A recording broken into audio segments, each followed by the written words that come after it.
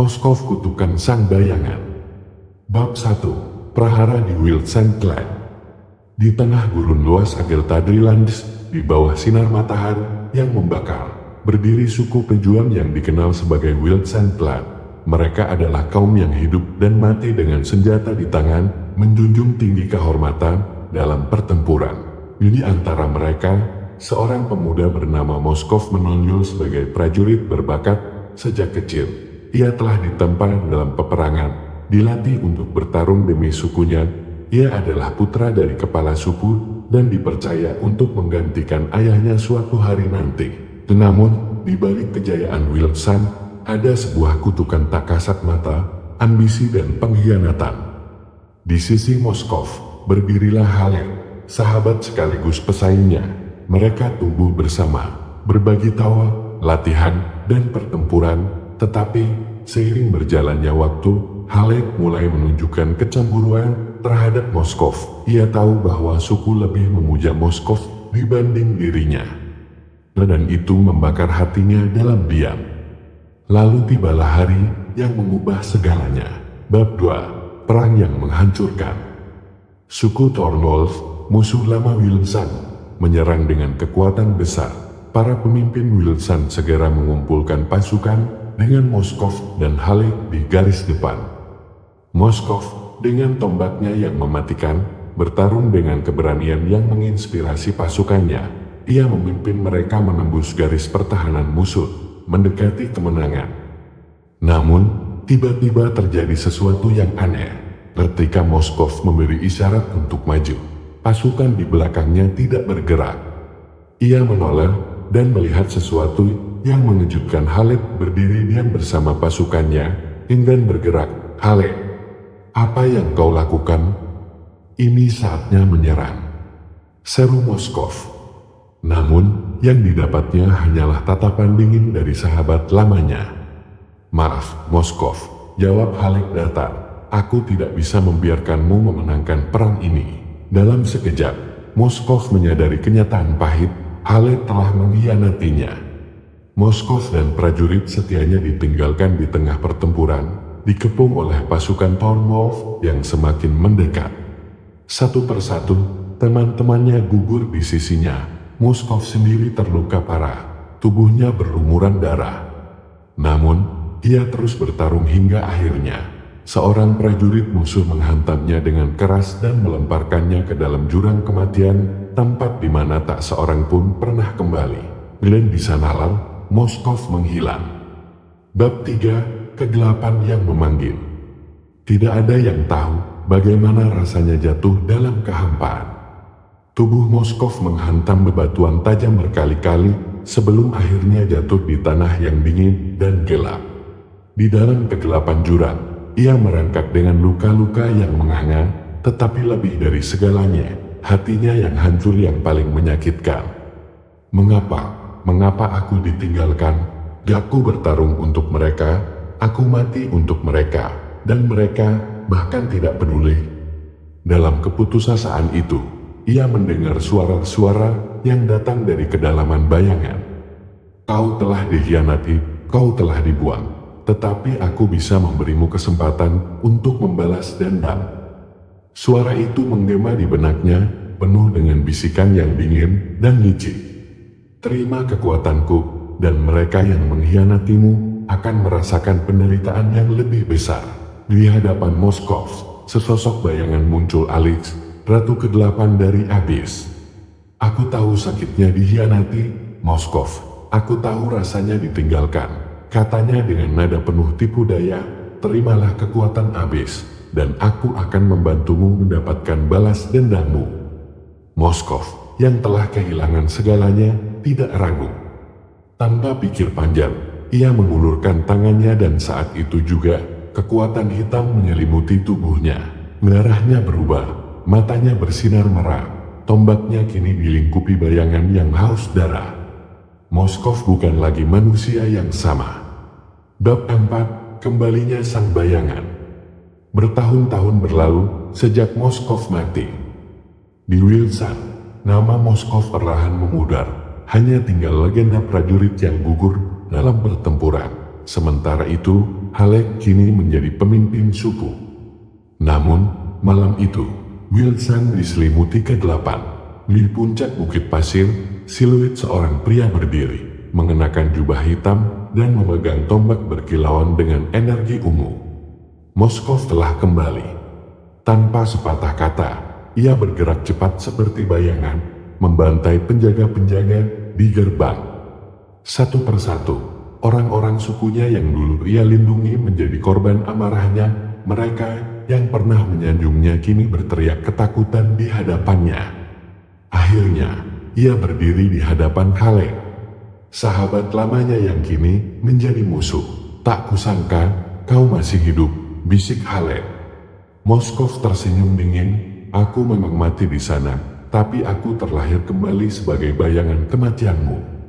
Mereka bertarung habis-habisan. Halek menggunakan kekuatan pasirnya, tetapi Moskov kini jauh lebih kuat. Dengan satu gerakan cepat, Moskov menusukkan tombaknya ke bahu Halek, membuatnya berlutut. Ini hukumanmu, kata Moskov, menatap lurus ke mata Halek, karena telah mengkhianatiku dan meninggalkanku untuk mati. Namun, sebelum Moskov bisa menghabisinya, sebuah suara menggema di kepalanya. Sudah cukup, Moskov, ini bukan balas dendam, ini hanya kebencian yang tak berujung. Sejenak, Moskov terdiam. Untuk pertama kalinya sejak ia bangkit, hatinya merasa kosong.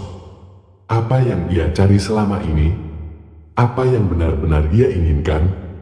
Bab 5. Bayangan yang tak memiliki tujuan. Moskov meninggalkan Halek yang terluka, membiarkannya hidup dalam ketakutan. Dia berjalan di padang pasir, melangkah tanpa arah, menyadari bahwa balas dendamnya tidak memberinya kedamaian. Ia telah membalas dendam, tetapi tetap merasa hampa. Kini, Moskov adalah sosok tanpa tujuan, bukan lagi seorang pahlawan, bukan lagi seorang saudara, tetapi hanya bayangan yang berkelana tanpa akhir. Di kejauhan, ia mendengar suara bisikan lain, suara yang lebih dingin, lebih gelap. Abis masih membutuhkanmu, Moskov. Dan dengan langkah berat, Moskov pun menghilang ke dalam kegelapan. Apakah menurutmu Moskov masih bisa kembali menjadi manusia, atau ia telah sepenuhnya menjadi monster? Moskov, jenderal dari Abis. Bab 6. Bayangan di Abis. Langkah Moskov menggema di kegelapan. Tiap jejaknya meninggalkan bekas ungu di tanah hitam yang seolah berdegit hidup. Udara dingin menusuk, tetapi ia tidak merasakan apa-apa. Abis telah memanggilnya kembali. Di hadapannya berdiri seorang wanita dengan mata merah menyala dan senyum licik di bibirnya. Alice, Ratu Kegelapan. Kau telah membuktikan dirimu, Moskov, ucap Alice. Suaranya terdengar seperti bisikan ribuan makhluk malam. Kau telah meninggalkan kemanusiaanmu, dan kini saatnya kau mengemban takdir yang lebih besar. Moskov menatap Alice tajam. Apa yang kau inginkan dariku? Alice tersenyum. Kau tahu kekuatan Abis bukan hanya untuk balas dendam kecil. Kami memiliki musuh yang lebih besar. Di belakang Alice, dari bayangan tergelap, sesosok raksasa bertanduk muncul. Tamus, Raja Api Abis. Dengan suara yang bergetar seperti gemuruh gunung meletus, Tamus berbicara, Moskov, aku tahu amarah yang membakar dalam dirimu. Kau sudah membuktikan dirimu sebagai Aguju yang kejam. Kini, tunjukkan padaku bahwa kau bisa menjadi panglima perang Abis. Moskov tidak menjawab. Ia hanya menggenggam tombaknya lebih erat. Ia tidak lagi memiliki rumah. Tidak ada lagi yang peduli padanya di dunia manusia. Jika ia ingin tetap hidup, maka Abis adalah satu-satunya tempatnya sekarang. Bab 7. Ujian Sang Abis Walker. Abis tidak menerima kelemahan. Sebelum diakui sebagai jenderal, Moskov harus melewati ujian terakhir, pertempuran di kuil kegelapan. Ia berdiri di tengah arena hitam, dikelilingi oleh pasukan iblis bertaring tajam yang menolong kelaparan.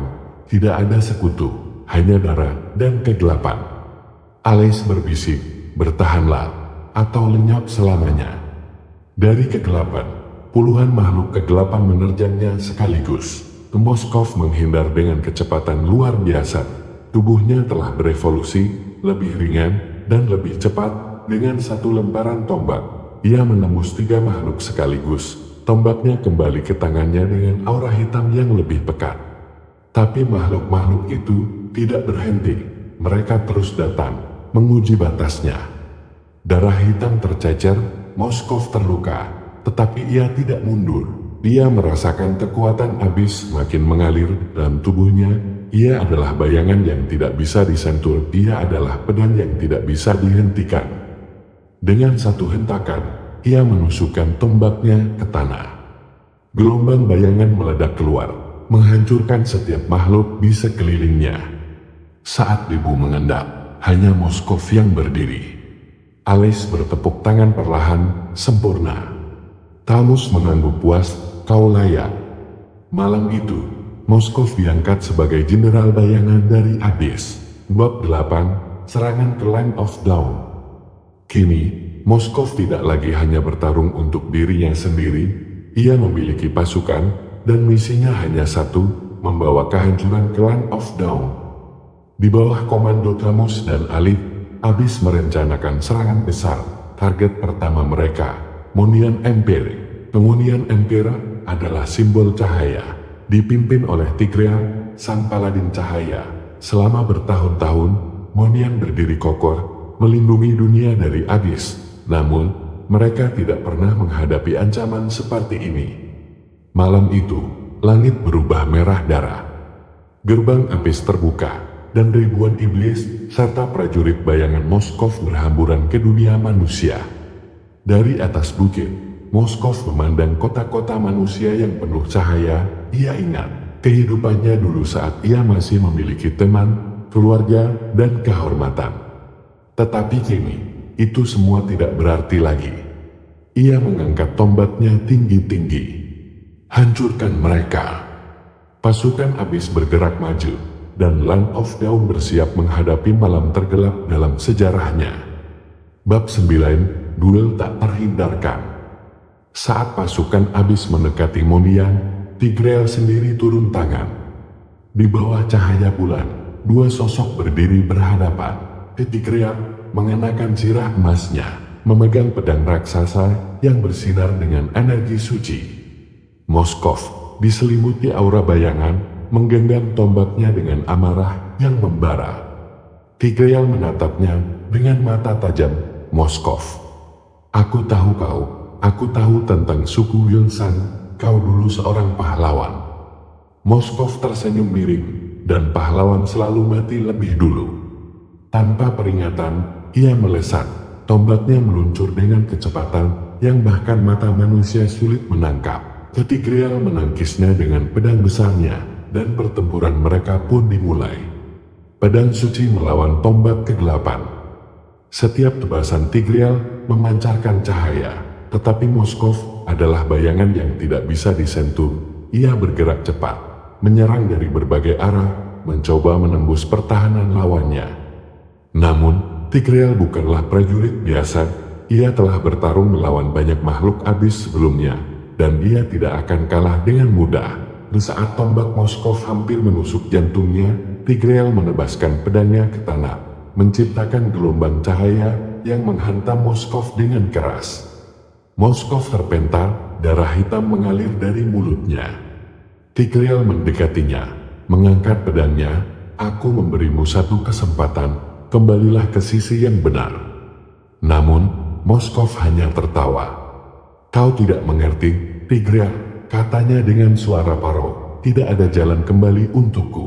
Dengan sisa tenaganya, ia menghantam tanah dengan tombaknya, menciptakan ledakan bayangan yang membuatnya menghilang dalam kegelapan.